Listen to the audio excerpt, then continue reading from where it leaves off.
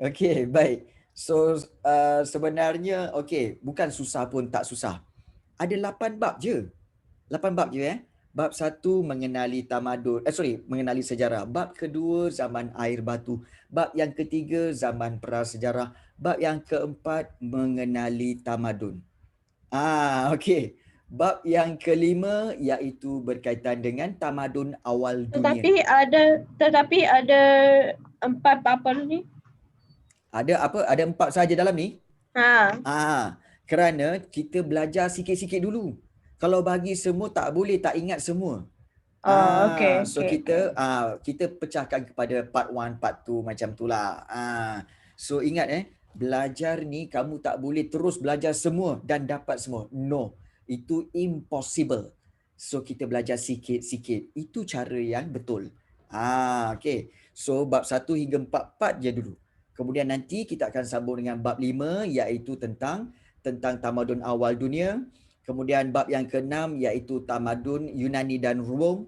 Bab yang ke-7 iaitu tamadun China dan India, dan bab yang ke-8 iaitu tamadun Islam. Ya. Kalau rakaman-rakaman video ini anda boleh lihat di YouTube cikgu iaitu kalau kamu type dekat YouTube Cikgu Rafi Sejarah. Ya, Cikgu Rafi Sejarah kalau kamu tengok kat YouTube, cari Cikgu Rafi Sejarah dan kamu akan nampak ada logo cikgu dan juga di situlah terdapat semua video tingkatan 1, 2, 3, 4 dan 5. So anda boleh tonton semula. Boleh tonton semula ya. Jadi itu yang kita sarankan, dan sebaik-baiknya anda klik subscribe supaya apa tahu kalau cikgu letak video yang terbaru, kamu boleh menontonnya tanpa sebarang halangan dan kamu boleh mendapat makluman tentang video terbaru. Okay. Baik. So, kita nak mulakan pembelajaran. Alright. So, tentang mengenali sejarah. Promote nampak cikgu? Untuk kebaikan semua Kuilham, kita promote lah. Tak dapat apa pun. Sebenarnya kat video-video tu, cikgu tak ada, cikgu tak kenakan monetary pun pada YouTube. It's just untuk apa? Untuk sharing. Okay. Tak dapat apa pun. Okay. Baik. So, kita lihat di sini berkaitan dengan, ni pun masuk dalam YouTube ke? Betul. Yang ini juga akan masuk dalam YouTube. Kenapa tak boleh ke? Kenapa tak boleh ke? Memang ini pun akan masuk dalam YouTube ya. So harap-harap kamu semua boleh menonton semula. Okay. Dan kita nak lihat di sini berkaitan dengan mengenali sejarah. Okay.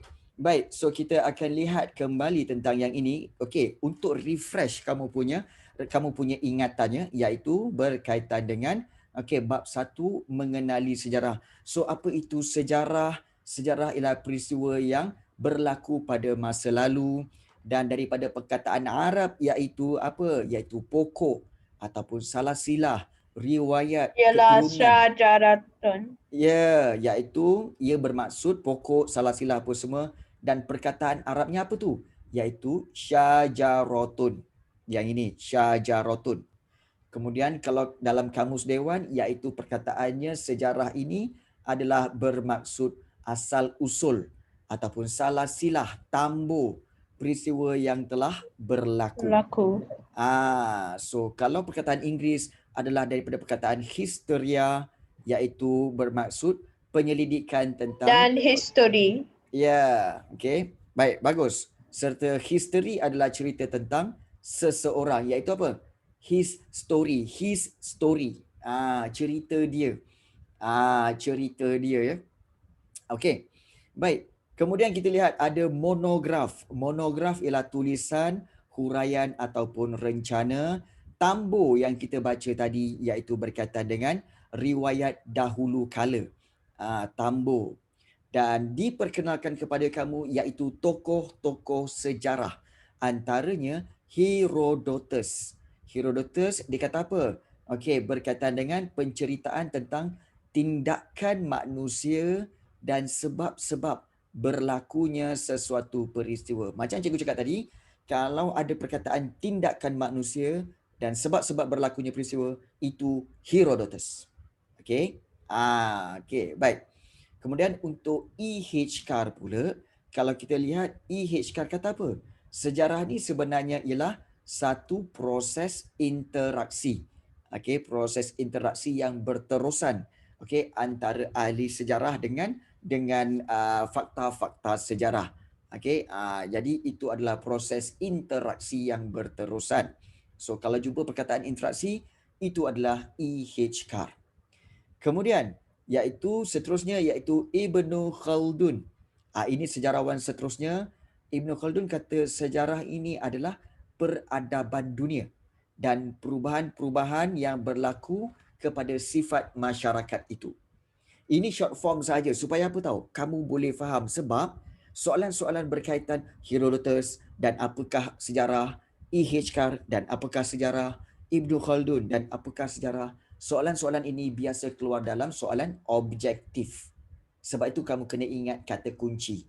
Sebab dalam objektif. Okey. Kemudian Profesor Khoo Kay Kim. Okey, dia kata iaitu sejarah ini adalah apa-apa yang berlaku pada masa lalu. Sebenarnya bukan pada masa kini tapi pada masa lalu. Okey, ini bukan kini tapi pada masa yang lalu dan ianya adalah ibu kepada semua bidang. Maknanya ibu kepada bidang matematik ke, sains ke, bahasa ke, semua itu berasal daripada Profesor Khoo Kay Kim. Ya, betul Zahra. Sebab tu cikgu cakap apa yang berlaku pada masa lalu, iaitu apa-apa yang pernah ataupun sudah berlaku, bukan pada masa kini. Sebab tu cikgu cakap betulkan. Sila betulkan ya. Apa yang berlaku pada masa lalu ataupun apa-apa yang pernah atau sudah berlaku. Samalah tu. Kalau berlaku pada masa kini bukan. Bukan ya. Baik. Kemudian yang terakhir iaitu Yusuf Ibrahim, iaitu dikatakan bahawa sejarah ni ialah masa lalu ataupun catatan atau rekod peristiwa masa lalu. So kalau ada perkataan catatan atau rekod, maka itu adalah Muhammad Yusuf Ibrahim. Means that ada berapa tokoh yang cerita pasal sejarah? Iaitu ada 5, iaitu 1 Herodotus, yang kedua EHCAR, yang ketiga Ibnu Khaldun, yang keempat Profesor Khoo Kay Kim dan yang kelima Yusuf Ibrahim. So ada 5 orang dalam bab 1. Kemudian dalam bab 1 juga kamu belajar tentang konsep masa. Iaitu tentang kronologi. So apa itu kronologi? Kronologi sebenarnya bermaksud urutan masa ataupun urutan peristiwa, rentetan peristiwa. So kita kena belajar mengikut urutan masa. Urutan masa baru kita mudah nak faham sejarah. So begitu juga ruang, iaitu tempat berlakunya sesuatu peristiwa ataupun sejarah tempat ataupun negara, dan penggunaan perkataan zaman Masihi. Masihi ni sebenarnya adalah zaman di mana bermula dengan kelahiran Nabi Isa alaihissalam ataupun dipanggil sebagai Jesus Christ bagi penganut agama Kristian. So, tapi kalau zaman cikgu, kalau sebelum Masihi dalam bahasa Inggeris sudah before Christ lah. BC, before Christ. BC. Betul Daing. Okey, bagus. Baik. So, kemudian kamu belajar tentang sumber. Okey, ada berapa jenis sumber? Sumber ada 2 jenis, iaitu sumber primer dan juga sumber sekunder, iaitu kedua-dua ini adalah sumber. Maknanya daripada mana sejarah itu diambil? Iaitu kalau kita lihat sumber primer ni sebenarnya adalah bersifat asli, iaitu kebanyakannya belum asli dan belum belum diolah, belum diterbitkan dan juga belum ditafsir, belum diberi maksud. Dan contoh bahan-bahan sumber primer adalah seperti fosil. Fosil ni ialah iaitu tinggalan haiwan. Tinggalan-tinggalan haiwan. Kemudian artifak, tinggalan manusia dalam bentuk barang-barang. Kalau bukan artifak, ini adalah tinggalan manusia dalam bentuk yang seperti binaan, serta tapak. Itu adalah bukan artifak. Begitu juga batu bersurat, keterangan lisan, dokumen rasmi, manuskrip, fail rasmi jabatan, surat peribadi dan juga diary. Kamu kena faham, sumber peribadi ni senang saja, iaitu yang mana ianya dalam bentuk yang asal, itulah prima. Kalau ditiru daripada yang asal, itu adalah sekunder. Yang dah edit tu cikgu. Yang macam mana, Imran? Yang dah edit. Ya, betul. Maknanya yang unedit, maknanya yang original, dan yang kedua iaitu yang edited. Itu kalau kamu nak faham. Ya, macam kita, macam kamu. Kalau kamu tulis diary itu adalah sumber prima. Kemudian kawan kamu pula baca diary kamu. Dia buat conclusion. Oh, hari tu dia ni tulis pasal ini. So, yang itu adalah sekunder. Diary adalah sumber prima. Okay. Itu contoh yang paling mudah. Kemudian, sumber sekunder iaitu bersifat tidak asli. Iaitu dia telah diolah, telah diterbitkan dan telah ditafsir. Contohnya buku, akhbar, majalah, jurnal, ensiklopedia dan juga risalah. Dan kalau kita lihat artifak. Apa itu artifak? Kita belajar tadi iaitu artifak ialah peralatan ciptaan manusia yang digunakan untuk perburuan, pertanian dan perdagangan. Okay. Kemudian kita lihat seterusnya iaitu loceng gangsa. Okay. Maknanya loceng gangsa ni sebenarnya telah ditemui di Kampung Pencu iaitu di Muar Johor, dan ini adalah bukti penemuan hubungan perdagangan dengan kerajaan Funan. So ini adalah dikatakan sebagai sumber prima. Okay. Bukan artifak iaitu yang berbentuk budaya manusia. Contohnya Candi Lembah Bujang. Ini tapak Candi Lembah Bujang, iaitu tampak untuk mereka melakukan ibadat. So itu adalah pengaruh Hindu dan Buddha. Kemudian juga kalau kita lihat arca. Arca ialah patung. Yang diperbuat daripada batu, kayu, batu, kayu dan dipahat menyerupai bentuk sesuatu. Kemudian kaedah sejarah. Anda belajar tentang kaedah sejarah. Kaedah sejarah ada berapa? Baik, kaedah sejarah sebenarnya ada 3. Kaedah bertulis, kaedah lisan dan juga kaedah arkeologi. Bertulis, lisan dan juga arkeologi. Okay. So itu yang kita kenali berkaitan dengan kaedah bertulis. Maknanya maklumat yang kamu belajar itu adalah yang kamu kaji itu telah dipahat atau ditulis dilakar pada dinding gua, batu, kulit kayu, gading dan daun lontar. Dan kaedah lisan pula, tadi kaedah bertulis kaedah bertulis, kaedah lisan iaitu berkaitan dengan temu ramah ataupun ucapan ataupun penceritaan. So itu adalah kaedah lisan, dan biasanya maklumat ini diperolehi daripada tokoh-tokoh sedia ada. Baik. Dan kaedah arkeologi. Kaedah yang ketiga, kaedah arkeologi iaitu kaedah saintifik. Ingat kalau jumpa perkataan saintifik, kaedah gali cari, ekskavasi. Dan ini akan memperoleh menerusi kaedah arkeologi ni, kamu akan menemui artifak, ecofak dan juga feature. Artifak ialah bahan tinggalan manusia. Ecofak adalah bahan tinggalan bukan manusia seperti tumbuh-tumbuhan dan juga haiwan, dan feature adalah berbentuk binaan. Okay. Dan ekskavasi. Ekskavasi ni sebenarnya ialah kerja-kerja untuk mengumpul maklumat melalui aktiviti gali cari. Contoh bukti ekskavasi bawah air iaitu terjumpa kapal Florima iaitu di dalam laut. So itu adalah ekskavasi. Begitu juga paleografi. Paleografi iaitu ilmu mengkaji tulisan kuno. Ingat mengkaji tulisan kuno.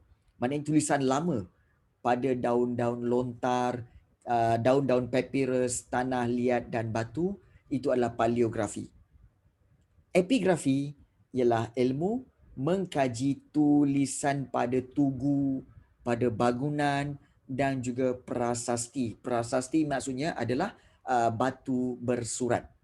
So itu adalah epigrafi. Dan tafsirannya iaitu mengulas sesuatu fakta sejarah berdasarkan sumber. Jadi okey, semua 28 perkara ini adalah berkait rapat dengan bab 1 tingkatan 1 iaitu berkaitan dengan mengenali sejarah. Ada soalan?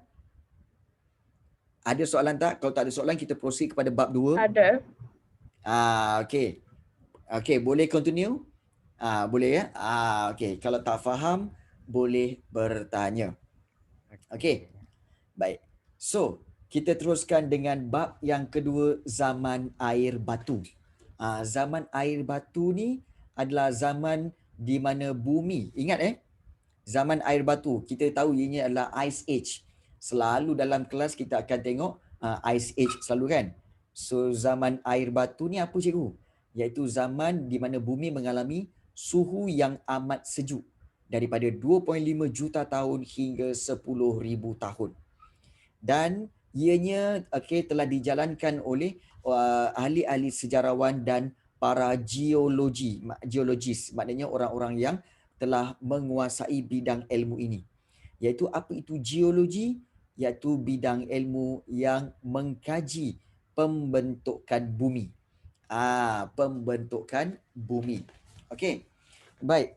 So seterusnya, okey, sebelum itu kami semua nak fokus kepada sejarah. So gunakan group chat itu sebaik mungkin. Tak perlu lirik lagu, tak perlu perbualan. Please, okay, please fokus kepada kelas. Boleh? Kalau kamu tak nak fokus, itu masalah kamu. So jangan ajak orang lain untuk tidak fokus. Okay? Nak buat jahat, jahat seorang-seorang lah. Macam cikgu kan? Cikgu nak jadi Captain Jack Sparrow. Cikgu seorang je. Ramai-ramai buat apa? Tak payah. Okay? Nak buat jahat seorang-seorang. So jangan babitkan kami. Okay. Baik. Yes. Okay. Baik. Cikgu, yang zaman air batu tu sebelum Masihi kan? Yes, betul. Okay. Cikgu, apa beza geologi dan geografi? Okay. Geologi sebenarnya adalah mengkaji bagaimana how the earth berkembang menjadi bumi yang sekarang. Maknanya mengkaji pembentukan bumi. Bagaimana bumi terbentuk. Bagaimana bumi terbentuk. Tetapi geografi adalah kajian mengenai bentuk muka bumi. Seperti tanah tinggi, kemudian tanah pamah, pinggir laut, kemudian juga kawasan-kawasan yang bersuhu tinggi, yang bersuhu rendah. So itu geografi. Baik. So ini geologi, mengkaji pembentukan bumi. Kemudian paleontologi. Paleontologi ni sebenarnya apa cikgu? Paleontologi sebenarnya bidang ilmu yang mengkaji organisma ataupun fosil ataupun tumbuh-tumbuhan. Baik. Untuk zaman air batu, ya. Silakan. Yang paleontologi tu yang dia kerja yang duduk dalam makmal dalam kaji fosil. Ya, betul. Betul. Betul. Maknanya bidang ilmu yang mengkaji yang dalam makmal tu yang mengkaji organisma, fosil dan tumbuh-tumbuhan. Tetapi dengan cara itulah mereka tahu adanya zaman air batu. Dan zaman air batu ada 4. Please remember ini Miocene, Pliocene, Pleistocene dan juga Holocene. So 4 ini adalah zaman air batu. Ingat ni. So kalau kita nak ingat, kita ingat susunan dia iaitu M, P, P dan juga H. MPPH iaitu Miocene, Pliocene, Pleistocene dan Holocene. So di sini kalau kita lihat Miocene 23 juta hingga 5 juta. Kemudian Pliocene pula 5.3 juta hingga 2.6 juta tahun yang lalu. Kemudian Pleistocene makin dekat 2.5 juta hingga 10,000 tahun dahulu, dan Holocene sejak 10,000 tahun dahulu sampai sekarang. Sampai sekarang Holocene masih ada, iaitu kemajuan kehidupan serta berlakunya pengglasiran, iaitu kecairan air batu. Nampak tak kat situ? So, kalau Miocene, okey, apa yang berlaku? Pembentukan gunung ganang, mamalia, hidupan laut yang telah wujud, dan pada waktu itu cuacanya masih lagi panas dan kering. Namun, bermula pada Pliocene, berlaku penyejukan global, iaitu penyejukan seluruh dunia. Okay. So di sini maka berlakulah pertumbuhan rumput, savana, dataran tinggi dan juga jambatan darat. Dan Pleistocene berlakunya glasier, iaitu kecairan air batu. Pleistocene berlaku pada glasier berlaku pada kecairan air batu. Baik, savana tu apa cikgu? Okey, savana tu sebenarnya adalah padang rumput. Padang rumput yang luas. Dan kenapa padang rumput tu luas? Kerana suatu ketika dahulu air batu berada di atas savana itu, maka rumput atau pokok-pokok besar susah nak tumbuh. Maka tumbuhlah rumput yang pendek-pendek tu semua dan seluas-luasnya. Itu dipanggil savana. Bukan Havana ya. Bukan kepala bana, bukan. Dan juga bukan Havana. Okey. Baik. Dan Pleistocene, kalau kita lihat di sini, manusia telah tahu cara buat api. Okey. Kemudian kita lihat di sini Holocene, iaitu sejak 10,000 tahun dahulu, kemajuan kehidupan manusia, pertanian, tulisan, pendidikan dan pentadbiran. So zaman Holocene inilah yang kita boleh kata sebagai bermulanya zaman manusia ada dan telah bermulanya zaman Masihi tadi. Ya, betul. Betul Zahra. Maknanya zaman Pliocene lah sebenarnya barulah berlakunya cuaca sejuk di seluruh dunia. Okey, ingat yang itu. Okey, baik. Kemudian kita lihat di sini pengglasiran, iaitu kecairan air batu. Itu maksud pengglasiran, iaitu kecairan air batu, dan terbentuknya pentas Sunda, iaitu kawasan tanah yang luas menghubungkan daratan dan kepulauan, dan ini adalah membentuk benua Asia Tenggara. Okey, iaitu terdiri daripada Borneo, Pulau Jawa, Sumatera, Malaysia dan Thailand, dan daratan yang boleh dilalui oleh manusia dengan berjalan kaki, dan kesannya negara di Asia Tenggara telah berkongsi kepercayaan, asal-usul keturunan, bahasa, budaya dan masyarakat yang sama. So, Tengku Imran tanya, cikgu, haiwan banyak ke Afrika sebelum zaman air batu kan? Kemudian dia pindah ke Asia dan Eropah. Yes, betul. Kemudian mereka pindah ke Asia dan Eropah. Harus diingat, mereka pun tak tahu mereka pindah. Tapi mereka jalan aja. Tahu-tahu dah sampai. No arrive. No arrive. Jadi, mereka jalan aja. Jadi, itu yang berlaku. Sama juga dengan Amerika. Berlaku pergerakan bumi ini. Sebab kena ingat dulu Amerika dan juga Asia pernah bercantum. Jadi pergerakan binatang itu pernah bergerak ke sana kemari dan dia bermigrasi. Yes. Migrasi itu maknanya apa? Berpindah. Nampak tak? Bagus Adam Rais. Terima kasih. Baik. Kemudian itu habis bab 2. Bab 3 iaitu zaman prasejarah. Okey, iaitu apa itu maksud pra? Pra tu maksudnya sebelum. Sebelum sejarah ditulis. Maknanya zaman manusia belum mengenal tulisan. Jadi dia belum tulis sejarah. Zaman Holocene semua tu Masihi ke sebelum Masihi? Ada separuhnya dah Masihi. Iaitu 2000 tahun terakhir adalah Masihi. Sebelum tu sebelum Masihi lah. Nampak tak? Okey. Ya, betul Zahra. Maksud pra ni contohnya pra sekolah. maksudnya zaman sebelum masuk sekolah. Pra-sekolah. Pra-university, maknanya sebelum masuk universiti. Okey. Jadi ya betul.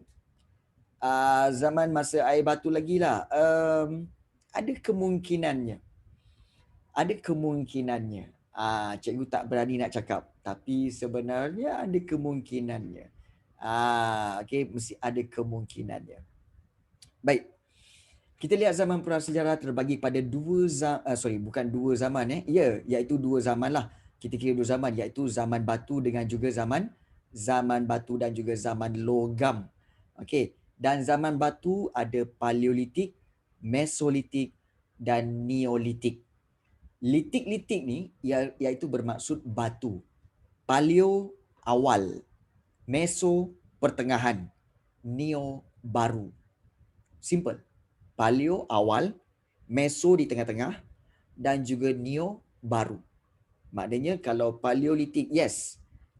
Paleolitik ini digunakan kebanyakannya bahasa Yunani lah. Paleolitik maknanya zaman batu awal. Mesolitik zaman batu pertengahan. Neolitik zaman batu baru. Zaman logam dia tak ada litik sebab litik tu maksudnya batu. Zaman logam selepas zaman neolitik. Logam selepas zaman neolitik. Yes. Bagus. Baik. Sebab kalau kita lihat di sini, okey, baik. Kita lihat di sini zaman batu. Okey, penggunaan teknologi, kalau kita lihat penggunaan teknologi batu. Kemudian juga zaman logam, penggunaan teknologi gangsa dan besi. Gangsa dan besi maknanya apa? Ini kedua-dua ini adalah logam. Okey, logam. Manakala batu sebab dia guna teknologi batu. Kalau logam maknanya dia gunakan teknologi gangsa dan besi. Emas pun ada. Tapi yang paling banyak gangsa dan besi. Okey, dan terdapatnya kalau kita lihat zaman-zaman prasejarah ini terdapatnya banyak bukti ecofact, iaitu bukti tinggalan data arkeologi yang menunjukkan kegiatan budaya manusia. Maknanya ada bekas-bekas tinggalan manusia tau. Seperti bekas pembakaran, debunga tumbuhan, sisa-sisa kerang, arang dan tulang-tulang binatang. Itu adalah ecofact. Feature adalah tak boleh relate kan. Dia Widian kata bahawa Jack Sparrow cakap BM. Tak boleh relate lah. Shut up. Okay, shut up. Kan. Bergoyang topi cikgu. Bergoyang topi kau. Engkau ada? Tak ada kan? Okay, baik. Tak ada lagu tau. Okay, jom. Feature adalah tinggalan seperti binatang. Okay, dan yes. Dan kita ada microlith. Microlith ialah artifak batu-batu kecil yang nipis, yang sisinya tajam bergerigi. Dan microlith maksudnya adalah micro kecil. Lith tu batu. Maknanya batu-batu kecil. Micro tu kecil. Lith tu batu. Betul Nisha. Okay. Okay.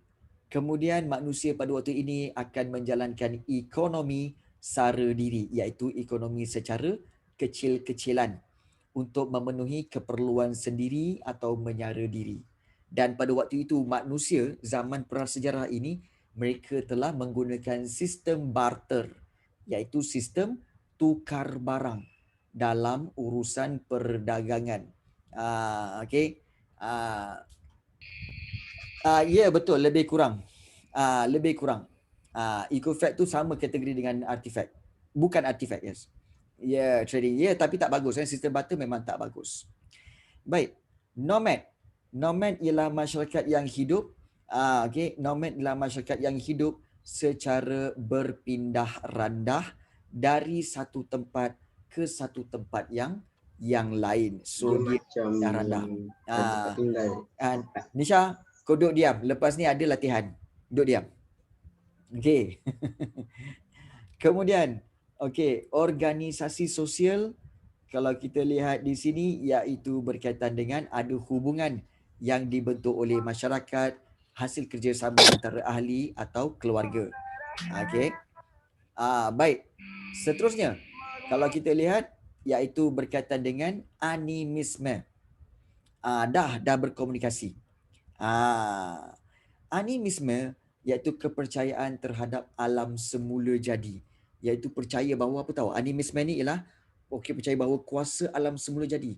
Seperti petir, kilat, angin, hujan, matahari semua ni mempunyai kuasa dan semangat roh. Okey Nisha. Tadi saya baca itu sebagai anonymous.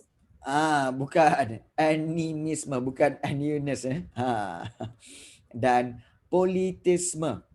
Okey, ada dua kepercayaan kalau kamu kena ingat di sini. Animisme dan juga politisme. Politisme maknanya apa? Percaya kepada banyak Tuhan. Dan kalau kita fikir, macam mana diorang boleh terfikir kepercayaan itu? Harus diingat bahawa pada zaman itu mungkin belum wujudnya Nabi apa semua, maka mereka akan lihat kuasa-kuasa ini yang mampu memusnahkan alam. Contohnya nampak petir. Petir tu menyambar pokok, pokok pun terbakar. Maka dikata bahawa petir ini ada kuasa. Tiba-tiba nampak angin bertiup dengan kencang, menumbangkan gunung, menumbangkan tanah-tanah. Jadi dikata angin ni mesti kuat. Ada semangat, ada kuasa. Nampak tak? So di sini mereka telah percaya kepada ada kuasa, semangat dan roh. Itu dipanggil animisme. Manakala politisme ni bila mereka percaya banyak Tuhan. Kita ada Tuhan ni lah, Tuhan petir. Kita ada Tuhan Tuhan angin. Kemudian kita ada Tuhan air. Kemudian kita ada Tuhan hujan. Itu banyak sangat Tuhan, dipanggil politisme.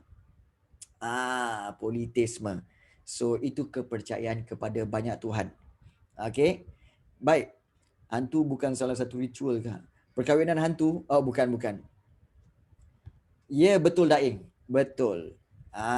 Betul tu. So, kalau kita lihat, ada ritual tentang kepercayaan mereka, iaitu upacara keagamaan. Contohnya apa tahu? Menyimpan mayat dalam keranda kayu dan pengebumian mayat bersama-sama dengan peralatan-peralatan dan juga bahan makanan. Kepala mayat diletak atas bantal batu. Itu semua adalah kepercayaan animisme. Ya, hantu boleh kahwin? Ya kot. Kena tanya hantu sendiri. Jangan tanya cikgu. Cikgu bukan hantu. Kena tanya hantu sendiri. So kalau cikgu hantu boleh bercerita lah kan. Tak payahlah tanya. Kemudian iaitu realisme. Iaitu aliran sastra dan seni yang menggambarkan kisah-kisah hidup yang sebenar dan bukan khayalan. Itu realisme. Realisme bukan khayalan. Ayat cikgu. Cikgu. Yep. Realisme tu macam kisah hidup diorang lah. Ya, realisme ni macam sebenarnya contohlah contoh. Cikgu menulis tentang kisah hidup cikgu. Yang betul, yang real. So itu realisme. Tapi kalau cikgu tulis yang lukisan dekat gua tu ke? Ya, itu realisme. Diorang lukis kat gua tu apa? Yang gambar apa? Gambar binatang, lembu ke, diorang melukis rusa ke kan? Maknanya diorang melukis tentang realisme. Yes, tentang sesuatu yang nyata, real, bukan abstrak. Kadang-kadang abstrak ni kalau kita conteng kan, ini apa ni? Ini tandanya adalah ini bukan contengan. Ini sebenarnya adalah menunjukkan perasaan aku yang sebenarnya tengah bengang sebab sakit perut makan nasi lemak semalam. Macam itulah. Jadi itu adalah fiction. Ya, non-fiction. Yes. Jadi dia bukan abstrak dan dia bukan fiction. Dia adalah real yang sebenar. Kemudian manusia juga telah mencipta geometri, iaitu corak-corak geometri yang berasaskan garis-garis yang menghiasi objek-objek tertentu, dan ada simbolisme, lambang yang menggambarkan sesuatu perkara ataupun erti-erti tertentu. Simbol, lambang. Contoh macam ni. Ni simbol apa ni? Ni simbol ataupun lambang kepada pirate. Kalau langgar dia mati. Matilah dia, mati. Jadi itu lambang. Tengkorak. Kalau anda langgar dia, langgar Captain Jack Sparrow, anda akan jadi tengkorak. Tengkorak. Okay. Jadi itu simbol. Pictograph simbolism ke? Yes, betul. Baik. Estetika. Estetika ni sebenarnya adalah iaitu kecantikan ataupun keindahan yang dikaitkan dengan bidang seni. Itu estetik. Yes, iaitu kecantikan, keindahan. Ideal fact, kita tahu ideal fact. Ideal fact iaitu berkaitan dengan ideologi atau kepercayaan. Contohnya bukti ideal fact ni pengebumian, maknanya tanam mayat secara memanjang, tanam mayat ataupun pengebumian secara melenturkan mayat tu, ada pengebumian dalam keranda kayu, ada yang kuburnya ditutup dengan kepingan batu, ada dikebumikan di atas ataupun dalam perahu, ada juga dikebumikan dalam tempayan. Itu ada yang baringkan sungai. So itu adalah ideal fact. Contoh-contoh bukti penemuan ideal fact. Baik. Kemudian komersial bermaksud perniagaan atau perdagangan. Monument ialah bangunan yang dibina untuk memperingati seseorang yang ternama atau sesuatu peristiwa yang penting. Contohnya monumen seperti candi, kuil, wat, stupa, arca dan juga patung. So ini adalah monument. Kan contohnya kan monument. Sebab banyak ada artifact. Dia sebenarnya eco-fact. Piramid sebenarnya adalah satu monumen juga. Piramid juga adalah satu monumen juga. Yes, betul. Fact tu sebenarnya adalah maksud sebenarnya merujuk kepada bahan-bahan. Bahan-bahan lama, eco-fact. Bahan-bahan lama fact tu. Baik. Okir merah iaitu bahan pewarna merah yang diperoleh daripada batu kawi atau batu lada, dan juga kalau kita lihat budaya megalit. Mega besar, lit tu batu. Maknanya iaitu penggunaan batu-batu bersaiz besar seperti Stonehenge. Yes. Stonehenge tu megalit. So kalau dia nak bina apa-apa, dia guna batu-batu besar-besar je lah. Yes, dia gunakan batu-batu besar. Itu dipanggil budaya megalit, menggunakan batu-batu besar. Batu-bata tak ada? Batu-bata buat sendiri. Ni batu-batu yang dia ambil, yang dibesar-besarkan dan disusun. Dan jadi itu piramid lah. Itu megalit. Piramid Yes. besar dari batu. Besar. Batu dia besar. Kemudian pisau tembeling. Kalau kita lihat pisau tembeling, pisau yang digunakan ketika menuai padi.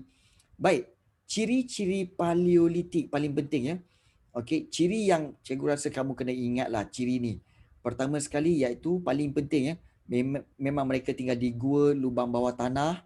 Kemudian peralatan dia batu, kayu, tulang haiwan. Aktiviti diorang kumpul makanan dan nomad, berpindah randah. Bersifat sara diri, bergantung kepada sumber alam sepenuhnya, dan aktiviti harian mereka mengutip hasil hutan, buru binatang, menangkap ikan, dan mereka tinggal dalam kelompok yang kecil. Paleolitik. Baik. Baik. Berniaga bercutut tanam bukan? Bukan. Bukan. Baik. Kemudian ada animisme iaitu kepercayaan dia, dan juga lukisan gua. Baik. Untuk ciri Mesolitik. Mesolitik pula still kalau kamu lihat sama macam paleo. Gua, lubang bawah tanah itu tempat tinggal mereka. Okey, peralatan pun batu, kayu, tulang haiwan itu pun sama juga. Cuma Mesolitik ni peralatan dia lebih halus dan juga kemas. Yes. Yeah. Tak, mereka sebenarnya nomad sebab apa? Nomad sebab mereka perlu memburu binatang. So mereka akan berpindah. Okey, tangkap ke sana, makan di sana. Kemudian kejar binatang sampai sana, makan di sana. Kemudian kejar binatang di sini, makan di sini. Dia tak boleh, okey, tangkap binatang kat situ, bawa balik makan kat sini. Tak. Dia tangkap kat situ, makan kat situ. Ular diorang makan ke? Nanti kita tanya diorang. Okey, baik. Bagus. Okey. Ciri Mesolitik. Okey, mengumpul makanan, okey, mengutip hasil hutan, memburu binatang, menangkap ikan, dan terdapat dalam kelompok kecil, masih lagi nomad, ada agama animisme dan lukisan gua. Rasanya belum lagi. Animisme itu dikira sebagai agama. Ya, dikira sebagai kepercayaan. Kepercayaan dan agama lebih kurang sama kan? Baik. Kemudian Neolitik. Neolitik ni sangat berbeza. Iaitu mereka dah tak nomad. Mereka menetap. Mereka tinggal kat mana? Lembah sungai, pesisiran pantai. Kemudian mereka bina rumah daripada batu, tanah liat dan juga kayu. Peralatan dia halus dan kemas. Seperti ada alat menggali dan juga ada roda. Paling mudah untuk awet makanan. Okey, dalam sains tahun 6 ada belajar orang masak sejak 100,000 tahun dahulu sebagai cara paling mudah awet makanan. Let me tell you something. Okey. 2000 tahun Masihi adalah zaman Nabi Isa. Tetapi menurut kajian, nabi yang pertama sekali ialah apa? Adam, betul. Nabi Adam. Betul Adam Adam dikatakan bahawa dia adalah manusia yang pertama di bumi. Setuju? Setuju kan? Adam adalah manusia yang pertama di bumi. Setuju Okey, baik. Betul. Yes, betul. Agama apa pun kata memang Adam yang nombor satu, yang mula-mula manusia yang pertama. But then, menurut kajian bahawa Adam telah wujud di bumi ini sejak 4,000 tahun sebelum Masihi. 4,000 tahun. Jadi, kalau sebelum 4,000 tahun tu, 10,000 tahun sebelum Masihi, 100,000 tahun sebelum Masihi, siapakah dia? Siapakah dia? Okey. Okey. Okey. Jadi nampak? Sila fikir-fikirkan. Okey. Okey, baik. Ya, kami tahu kamu daripada Penang, Dr. Georgetown. Kenapa? Okey, baik. Ya, baik. Kita lihat di sini. Ciri Neolitik iaitu aktiviti dia pertanian, penternakan, perdagangan, ada sistem barter, ada ketua. Neolitik ada ketua. Ada kelas atasan dan kelas bawahan, ada amalan-amalan ritual. Sistem barter adalah sistem tukar barang. Tak, Tengku Imran, itu adalah kajian yang kita kata sebagai nonsense dan juga tidak berasas. Tidak berasas, ya. Baik, percaya pada kehidupan selepas mati dan juga lukisan gua iaitu simbolism. Dan ciri logam, zaman logam juga menetap, kediaman dia lebih baik dan tersusun. Beruk tu apa? Beruk tu sebenarnya samalah macam monkey. Sama macam monkey. Lembah sungai, pesisiran pantai dan tanah tinggi, ada peralatan logam, ada teknologi peleburan, ada tembaga, gangsa dan besi, penggunaan sistem barter, kemudian pertanian, penternakan, pertukangan dan perdagangan, ada pentadbiran, ada amalan ritual dan paling penting, untuk ciri logam, zaman logam mereka ada nilai estetika. Maknanya melalui gendang gangsa.